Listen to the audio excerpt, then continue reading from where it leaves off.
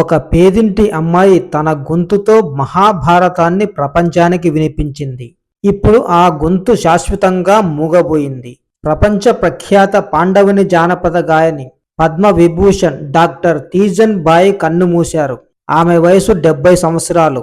కొంతకాలంగా అనారోగ్యంతో బాధపడుతున్న ఆమె రాయపూర్ ఎయిమ్స్ లో చికిత్స పొందుతూ ఆదివారం తెల్లవారుజామున తుది శ్వాస విడిచారు. ఆమె మరణంతో భారత జానపద కళ ఒక గొప్ప స్వరాన్ని కోల్పోయింది. 1956లో ఛత్తీస్గఢ్లోని దుర్గ్ జిల్లా గనియారి అనే చిన్న గ్రామంలో ఒక నిరుపేద కుటుంబంలో తీజన్ బాయ్ జన్మించారు. చిన్నప్పటి నుంచే మహాభారత కథలంటే ఆమెకు అపారమైన మక్కువ. అయితే ఆ రోజుల్లో ఒక మహిళ వేదికపై నిలబడి పాండవని చెప్పడం సమాజానికి నచ్చేది కాదు. ఎన్నో అవమానాలు, ఎన్నో అడ్డంకులు, ఆర్థిక ఇబ్బందులు ఎదురైనా తన కళను మాత్రం విడిచిపెట్టలేదు. చేతిలో తంబూరా, గొంతులో అద్భుతమైన గంభీరత, ముఖంలో భావోద్వేగాలు. ఆమె వేదికపై నిలబడితే మహాభారతంలోని అర్జునుడు, భీముడు, ద్రౌపది, కృష్ణుడు ప్రేక్షకుల కళ్ళ ముందు ప్రత్యక్షమైన అనుభూతి కలిగేది.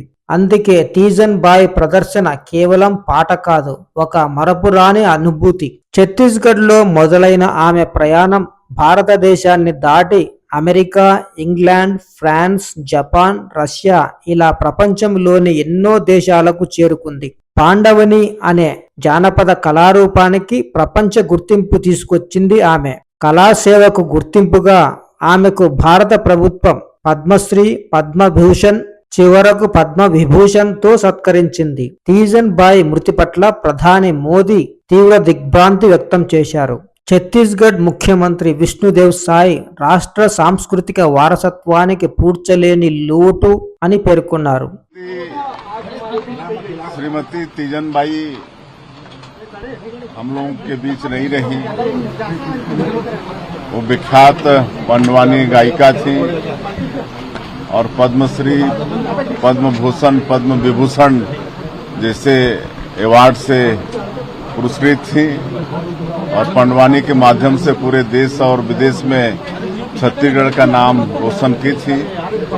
उनको विनम्र श्रद्धांजलि अर्पित करते हैं और प्रभु से प्रार्थना है कि उनकी आत्मा को शांति प्रदान करें, अपने चरणों में जगह दें और उनके शोक संतप्त परिवार को इस गहन शोक को सहने की शक्ति प्रदान करें। और श्रीमती तीजन बाई छत्तीसगढ़ की शान थी, गौरव थी, इसलिए उनका अंतिम संस्कार पूरे राजकीय सम्मान के साथ होगा. మాజీ ముఖ్యమంత్రి భూపేష్ బఘేల్ తీజన్ బాయ్ ని ఛత్తీస్గఢ్ కళామాతగా అభివర్ణిస్తూ నివాళులర్పించారు. తీజన్ బాయ్ గాత్రం ఆగిపోయినా ఆమె చెప్పిన మహాభారత కథలు, ఆమె నిలబెట్టిన పాండవని కళ భారత జానపద సంస్కృతిలో ఎప్పటికీ సజీవంగానే నిలిచిపోతాయి.